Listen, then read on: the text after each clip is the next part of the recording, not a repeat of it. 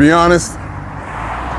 be honest, full disclosure, I have to admit I was a bit relieved. Yet excited about the opportunity to go against the elements, the cold, the preparation I put into it, the long johns, the sauna suit, the me against the elements. That was kind of exciting.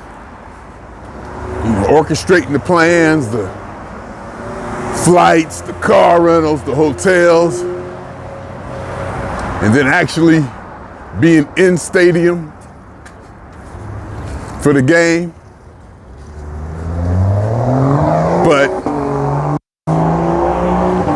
fighting that cold at one point was, I don't want to say a heavy burden, but heavy on my mind. And then once I started to gain momentum, as far as a strategy on being cold, I convinced myself that, all right, you put it together, this is gonna work. You'll be able to fight the cold, you'll be okay.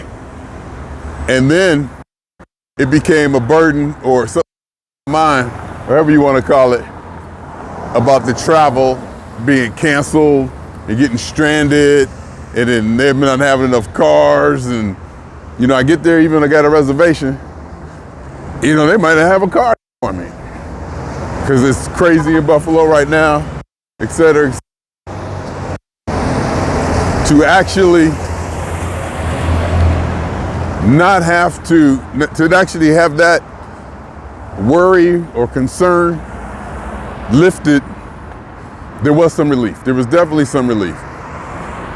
And then right when I was everything was set in place, I was ready to go, I was feeling good. I had to get up at 2:45 a.m. because I like to be super early. So I went to bed early, laying there, scrolling, doing whatever, trying to, get myself to go to sleep or wind down. And then I just happened to look.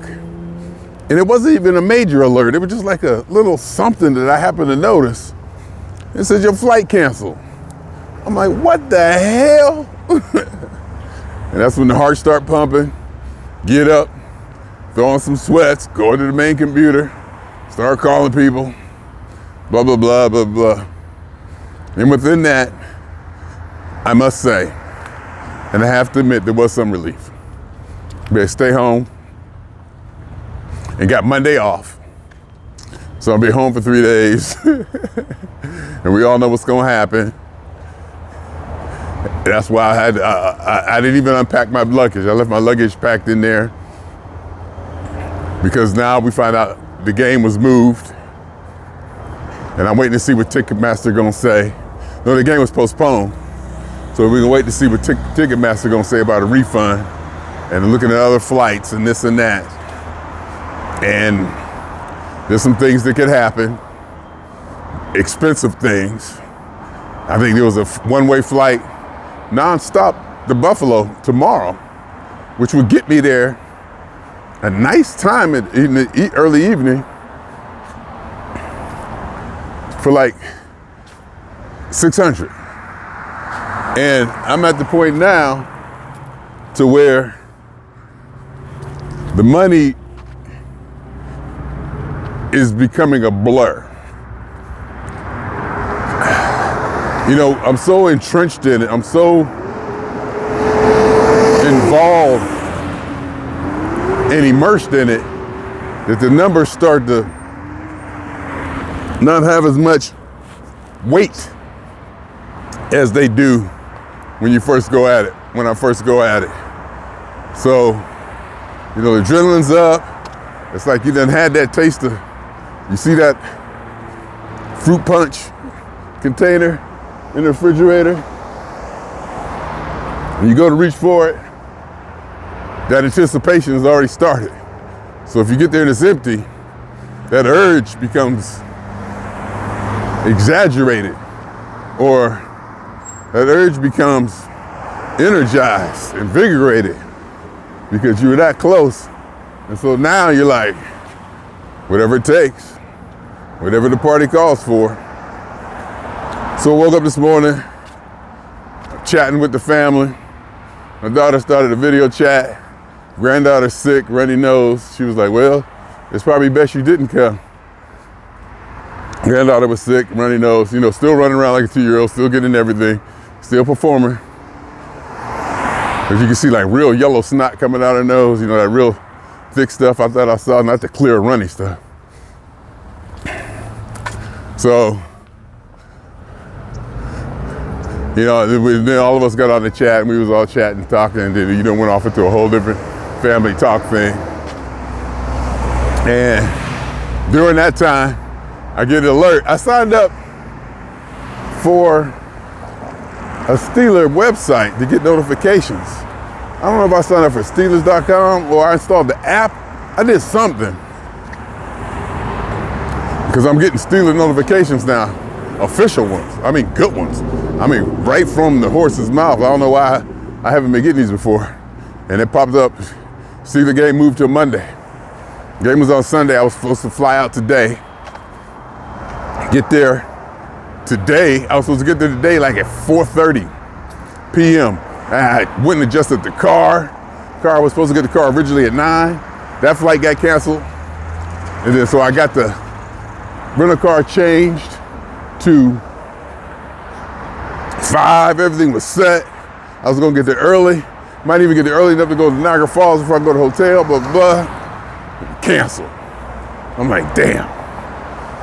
So after that, I had to get up and go through this whole thing. So the reason I cut this on was to talk about there is some relief. There was definitely some relief in that. Just stay home, watch the game, not be freezing. But I still haven't unpacked. And like I said, I can jump on the airplane tomorrow. But I can pay the money, jump on the airplane tomorrow, rent a car. So far, probably about another $900 or so, I can make it happen. But I get some of that money back. I'm getting some of the money back from my other flights and this and that. But the rental car might cost $220, and I would get the rental car in Buffalo, and then after the game, or the next day, drive to Ohio. It's only like a 3-hour ride. So I should be able to do that and make it to work on Tuesday. And then I gotta take off Wednesday because it's an in-office day, and I wouldn't be in Ohio. I'll be in Ohio, so I couldn't be in office like I use PTO. And then I'm flying back. I canceled that flight too. I had to cancel that flight too. I had a flight flying back from Pittsburgh to go to the George Clinton thing. So, but the whole thing now, I still got a $700 ticket to go to the game. As you see, it's a lot. It becomes a little bit too heavy, a little too much management. It becomes a little too heavy. And I was celebrating having worked without taking any time off. That's where I'm at now. That when I work a full work week, I celebrate. There was times I worked 2 weeks straight, including weekends. 13, 14 days straight, no problem. Now, you can probably say I've gone a little soft, if that's the word you want to use. Or, I've become old. I can blame it on being old. That's what it is, I'm old. So we'll go with that. But, it's nice not to, to be able to chill. That's why I got up now. Reason I got up out of bed now, because, I'm feeling pretty good. I'm not like, I still got adrenaline going through my body. So I'm still, want to keep it moving. But my body doesn't want to go completely horizontal and relax. And I started thinking about Little Caesars Pizza. I was like, in the family chat, what time Little Caesars open? But, and I was serious. And I thought, no, No, get up, go to Ralph's. No, I thought, yeah, what time is Little Caesars open? I can stop by Little Caesars. But then I said, oh, well, I got to stop and get some Cheetos or something. I know, I got to get Cheetos or something like that. And then I started thinking about 2 stops, this and that, blah, blah, blah. And I said, hell, I might as well just go to Ralph's and get one of those Ralph's pizzas. Because they ain't bad, and it's probably not as many calories. I won't be bringing so many calories in the house. So much bread and calories in the house. And I'll walk, I'll actually get some steps in. And funny thing too is, I don't know if it's the sun, the way my building is positioned, now that they built another building right next to it and it doesn't get any sun, but I swear it's colder inside my house than outside. I swear. Because when I wake up in the morning, I'm freaking. Might be because I have so many blankets on. Because I be having so many blankets and stuff on. But I swear, it be free. And then once I get up and get moving, clothes on, not that I sleep naked, you know, just my drawers and a shirt. In summertime, I used to be able to sleep. I used to be able to sleep naked. And I stopped doing that because I think it was an earthquake or something. It just kind of threw off my whole game. And then, so I just started sleeping on my drawer when it's hot, summertime. And now in the wintertime, it's cold. So I got to put on, when I first get in the bed in the bedroom, it's cold. I guess maybe because of the draft and the windows or whatever. Even though they redid the windows. It still felt, they redid the whole apartment, in fact. So, you know, it's still drafty or something. Air conditioner or something, air feel like it's cold in there. So I got to sleep in I sleep in a shirt, you know, until I get warmed up. And then usually I take the shirt off because by the time in the morning I wake up, the room is hot. It's like I'm hot, throwing covers off me and everything. So I sleep in a shirt, but there was a for it. Me sleeping in the shirt. Oh, get up to get on the phone and not be naked. Oh, when I wake up, yeah, I get my shirt on and my underwear. I think I get my shirt off. Either way.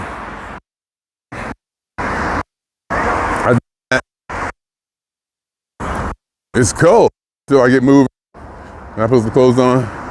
Now I'm out here. And it's warm. I got on my Steeler jacket. I got on a t-shirt. T-shirt, that's my standard. Shirt, then a t-shirt over that, and then usually a jacket, or depending on the weather, how cold it is. Because I'll look up at the weather, it'll say 40 degrees outside, and you know I can kind of gauge because when I walk out the door, the sun is usually in the building, so it's like that's probably going to be like one of the warmest places. That place is going to be like warmer than it may be when I start walking. Where the wind may be, blah, blah, blah. So, as you can see, as long as I talk about, I strategize everything. I love thinking things out. I love going over it. But this thing going back there, buffalo thing, it's starting to be heavy. It's starting to be a little heavy. And you're like, do the best. Probably doesn't mean wanted to do the best you can, and funk it in this case is like do what you feel like. That's not do the best you can. Do whatever you do the best you can. It's so out. It's like okay, I can't right now. No, that's not true. Not I can't. That's a little bit dramatic. But you know, just say okay. I'll let it go. And we'll worry about, you know, something else.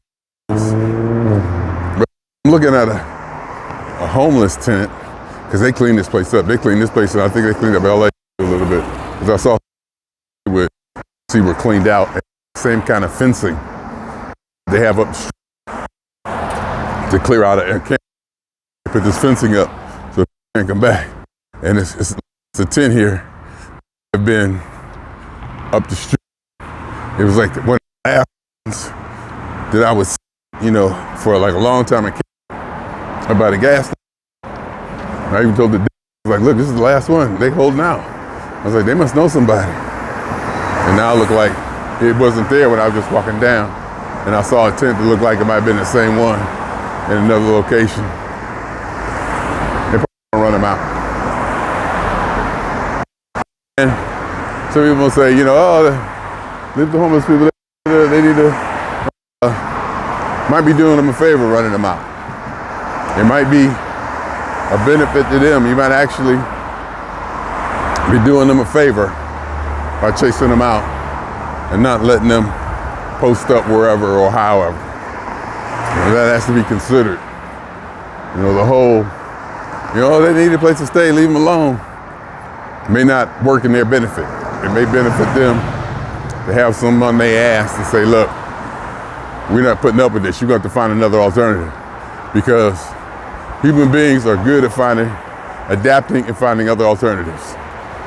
Once pushed to the fire, once, the rubber hits the road or whatever, once, they put it in a position, the back's against the wall, they figure something out. And they'll make a change or something. And if you accommodate certain behaviors will become mainstream or common. What's the word when it's acceptable. So, that's my take on it. Also, I'm doing the camera. Last time I was walking, it was making clicky noises while I was walking. And I'm thinking it's because, and my other camera, same thing, I'm thinking it's making clicky noises because I had I left the cord dangling and swinging. So this time actually, if you can see, ran the cord down my shirt and I put the the transmitter on my belt buckle. So it wasn't bouncing around in my pocket. Try to give it a more stable position. There that goes. It feels good out here in the sun. It feels good. It feels good to be out here, getting them in, getting it done. It does. It feels good to be out here, getting it in, getting it done. I was just thinking, I don't know if you can see that I got distracted. I was thinking, talking about my daughter calling, video chat this morning, and seeing my room, quote unquote, my room back there. It's the storage room, so there's a lot of junk in there. It's more than usual, it's like a lot of stuff. Now the baby stuff I don't mind. I guess I can't call it baby no more. Granddaughter stuff I don't mind. The toys and stuff, that kind of gives the place flavor. But like the storage stuff, like stuff that, house appliances and stuff like that, but I do still need some room, and it probably is still some order to it. Even though her toys might be scattered all around, there's like order to it still. But her toys don't bother me. And like I said, it actually gives it flavor.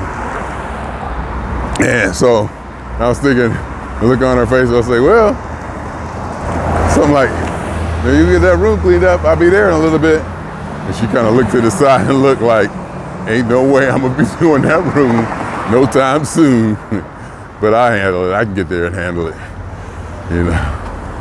Get there and handle it. That's no problem. I was thinking about the look on her face when she went. and at first it came to my room. Why you got my room messed up in her house? But I did help with the down payment, so I'm vested. I do believe I helped with the down payment, so I'm vested. I own a chunk. I helped them get it. I do really believe I helped with the down payment, as I remember. I can't remember if it was the down payment for that, or if it was the baby shower, or the wedding.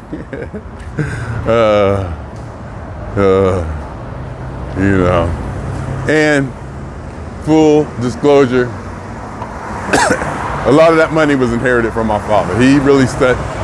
My father really set the standard of what, to put it least, and as modestly as he would, of what he thought the Mitchell standard should be. And we all picked up on it. We all knew. We all can tangibly talk about it. Some of us adhere to it, some of us don't. Some of us know when we're not. We know what to expect. We know this and that, what Mr. Mitchell would do, what Mr. Mitchell wouldn't do. You know, and it's a thing. It's just embedded in all of us. So when so-and-so something errant or not even acting a fool behavior, I'm talking about my son. I'm talking about my son who, and I think I did it to my father, I said this before, the son is gonna go to that one thing that the father cannot stand. And acting a fool was my father's thing. He could not stand me acting a fool, and that's just my legacy. Acting a fool is my thing. And my son, he does something that I just don't do. I can't tolerate it. I mean, I can tolerate it. No, I don't know if I tolerate it. Well, he does it, I gotta tolerate it. But anybody else, I'd be like, you know, it's just the profanity of this whole generation. We didn't talk like that. We may have said the same thing, but we may have used innuendo or, you know, came across. He be like publicly saying all the nasty, dirty words. And I just don't talk like that. That is like the one thing that's like the one thing that gets me, and he does it. And I think it's generational. I think that the kids find out what that is and they go for it. The kids find out what that is and they probably gravitate to it to make their own identity. You know, he probably, like they see a niche. And I say he like his mother because his behavior is contrary to what Mr. Mitchell would do. But, you know, I'm funk and P-funk and I'm crazy and I'm this and that, but I had limits. I got limits. You know, I'm all for shaking the gate, you know, turning over the apple cart, you know, shaking up the norm, you know, saying that one thing that may not should be said, but I do it in such a beautiful, prophetic way. I say it without saying it. You know, there's ways you can do things and put things and get your point across without using profanity. It's like the profanity in this generation is the flavor. It's the main point. It's the draw. It's the attraction, and not the content or the philosophical or the comic or the joke or the irony. Just using the words. So that's that. So I don't know why I got to start talking about Mr. Jeffery Scott Mitchell II. My mother said, don't call him Junior, call him the second. And we abided. So don't want nobody calling him Junior, so we call him the second. Look just like me, they say. We was talking about that today. Look just like me, and you know, he ain't like me. I mean, and I told him he got the charm, he got the gift, he got the magic, and I told him since he was young, don't waste it. You got the magic. Everybody like you. You know, we got that thing. We got that congeniality. One thing he will do is, though, that I don't do, is he'll say anything. And it's borderline exaggeration to the point of being a lie. He'll say exactly what he's supposed to say to be mannerly and proper, not to upset anybody. You know, he's not that person. He's not that person. Whereas I'm gonna tell you the truth. And I may tell you the truth when I could just not say nothing. Even if I know it may or may not upset you. My daughter the same way. In fact, my daughter may not even know. You know, she just sometimes just say stuff. You know, but she's starting to learn because I hear her put on her soft, you know, oh yes, I would just put that voice on when she got to, you know. So that's good. You know, at least you know how to do that. You know, when you call the bank or you call an employer or something, how to put that, hi, I'm Rena. You know, put that on. And they come back to the family. Well, my daughter don't bark though. She don't bark. Her tone is different. She don't bark. It's not a bark. My mother's side of the family, they bark. They'll bark at you. You know, there's bite in their words. You know, in the words and the way they're expressed. My daughter, it's kind of like her mother. They don't really discipline or bark. They will defend, they'll fight, they'll argue. They really don't get loud. You know, they really don't get loud unless they explode. You know, and that's just, you know, till they regain themselves. But what was I talking about? Oh, the game.